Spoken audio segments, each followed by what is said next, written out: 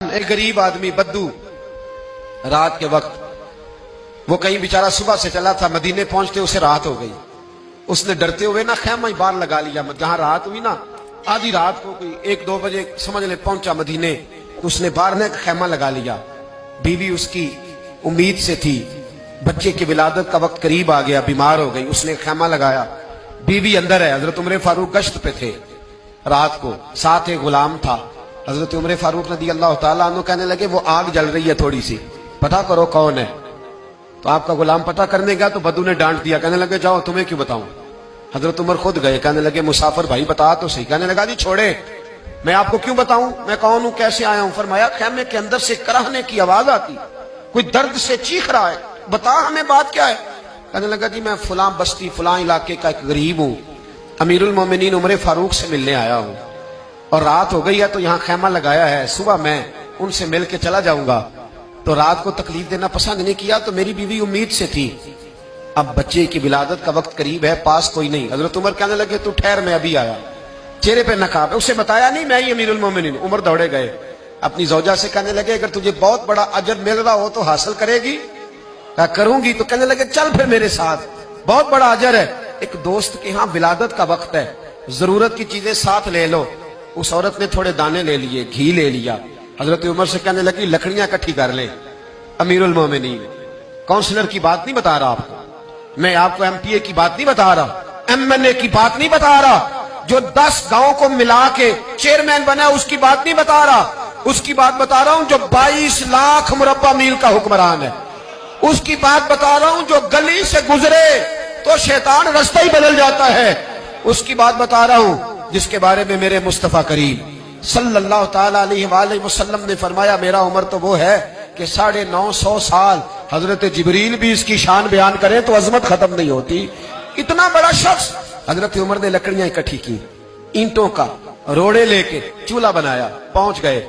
آپ کی زوجہ کہنے لگی یہ تھوڑے دانے ڈالنے، گھی ڈالنے اور ایک لکڑی لے کے اس کو ہلائیں، تیار کریں. خود زوجہ اندر چلی گئی، حضرت عمر باہر پکانے لگے. وہ بدو کہتا ہے میں اس طرح کا ان کے ساتھ بہیو کرنے لگا جیسے کو کسی چوکیدار کے ساتھ نہیں کرتا. میں نے سمجھا جی عمر نے چوکیدار رکھے آنے جانے والے مہمانوں کا. میں کبھی پانی کا پیالہ مانگتا، کبھی کوئی بات، عمر دوڑے جاتے، کبھی پانی لاتے. او مسلمانوں، او میرے رسول کے غلام عزیزو. حضرت عمر فاروق وہ غلام کہتا ہے میں عمر سے کہتا، میں کہتا غلام پانی لا تو عمر دوڑ کے پانی لاتے. میں کہتا تجھے گھی پکانا بھی آتا ہے، پہلے بھی کبھی پکایا ہے؟ تو عمر فرماتے کوشش تو کر رہا ہوں. میں کہتا پہلے بھی کبھی تیری بیوی نے یہ کام کیا ہے؟ تو حضرت عمر کہنے لگے مجھے یاد نہیں، پوچھ کے بتاؤں گا.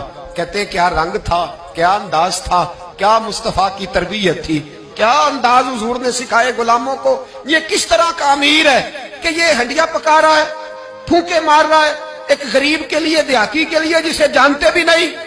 اندر اس شخص کی بیوی کے ہاں بیٹا پیدا ہوا تو حضرت عمر کی بیوی اندر سے بول کے کہنے لگی امیر المومنین مبارک ہو، آپ کے دوست کے ہاں بیٹا پیدا ہوا ہے. جب کہا نا امیر المومنین مبارک ہو تو وہ شخص کہتا ہے میرے ہاتھ کانپنے لگے اور میں اس طرح دوڑا کہ میری پگڑی گر گئی. میں دوڑا تو عمر نے بلایا، کہا کدھر جاتے ہو؟ کہنے لگا آپ امیر المومنین ہیں، آپ امیر المومنین، آپ عمر ہیں. کیسر و کسرا جس کے نام سے کانپے آپ وہ ہیں جسے مصطفیٰ نے دعا مانگ کے اللہ سے مانگا، وہ والے عمر ہیں آپ. جس کے لیے علی المرتضیٰ فرماتے ہیں میں روز دعا کرتا ہوں، وہ والے عمر ہیں. جس کے بارے میں ابو بکر صدیق نے فرمایا تھا کہ میں اللہ سے کہوں گا مولا جو تیرے محبوب کی امت کے حق میں سب سے بہتر تھا میں اسے خلیفہ بنا کے، وہ والے عمر ہیں. عمر امیر المومنین کی بیوی وہ تو خاتون اول ہوتی ہے، وہ تو ملکہ ہوتی ہے، اور تیری بیوی دائی بن کر ایک غریب کے بچے کے پاس بیٹھی رہی ولادت کے وقت. عمر امیر المومنین ہو کے تیری داڑھی ساری دھومے سے بھر گئی، تو ڈیوٹی کرتا رہا. تو سیدنا عمر رو پڑے اور اس بدو کو سینے سے لگا کے کہنے لگے تجھے پتہ نہیں تو کہاں آیا ہے، اس شہر کا پتہ ہے؟ اس نے کہا حضور کہاں ہے؟ فرمایا یہ میرے نبی کا مدینہ ہے، یہ مصطفیٰ کا مدینہ ہے. یہاں امیروں کا استقبال نہیں ہوتا، یہاں غریبوں کے استقبال ہوتے. یہاں حضور نے اس اسٹیٹ پہ میرے رسول پاک نے وہ والا رنگ دیا ہے کہ اب غریب سر اٹھا کے جینے لگے ہیں، اب مزدوروں کو عزتیں ملنے لگی ہیں، اب یتیموں نے سر اٹھا لیا ہے.